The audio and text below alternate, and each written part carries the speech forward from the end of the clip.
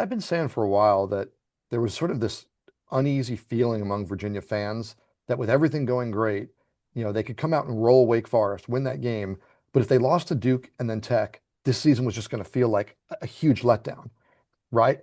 Now the fact that they lost to Wake, okay, how does that factor in? I mean, if you lose your final three and you lose to your rival, the fact that this is a season beyond, I think, everybody's expectations is going to be lost in the fact of how it ends. Yeah. Now, conversely, if you right the ship and win these two, this is truly, a special season and something that is not just based on your win-loss record and your standings. Something really special happened with this team. It's amazing what's on the line. It's a season on the brink of it could be this great moment, or it could be a real letdown, and there's really nothing in between at this point. I think that with everything, they could still lose at Duke. And if they beat Virginia Tech, then it's still a successful season in my mind. Because like no Oh, one definitely had them successful. Yeah. win that 9 games, and I'm sure it'll be a letdown because the expectations rose to a certain point. But I always say to people like, don't look at your expectations in week 10, 11, 12. Look at your expectations back in August. Like, what were you thinking back then?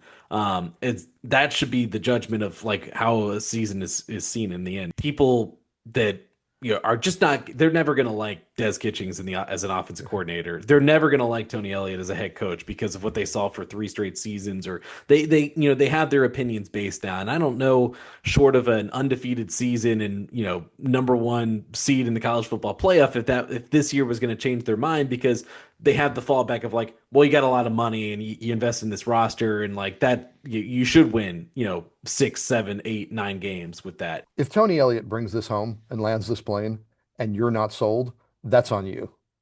I mean, it really is because I mean he rebuilt this roster entirely, formed essentially a new team, got them to buy in, got them to play well. If he gets them across the finish line and you're not a believer, you're a hater, man. Like that's just going to be you forever. And there are fans in this fan base, in Virginia Tech, in any fan base in America that will Every never like the offensive coordinator. And I've learned that in my yeah. 26 years. Yeah. I don't know And a lot of perfect offensive coordinators in the world. there are none, and it's a favorite lightning rod. So, look, it all comes down to what you do on the field. We always say that, and I think things are trending in the right direction. I think Tony Elliott has showed he knows how to build a program. He knows what he's doing. A lot of players who are contributing, even though they might not be the stars, are guys they've developed to bring depth. There's a lot good to feel about. You got to bring it home. You got to land the plane.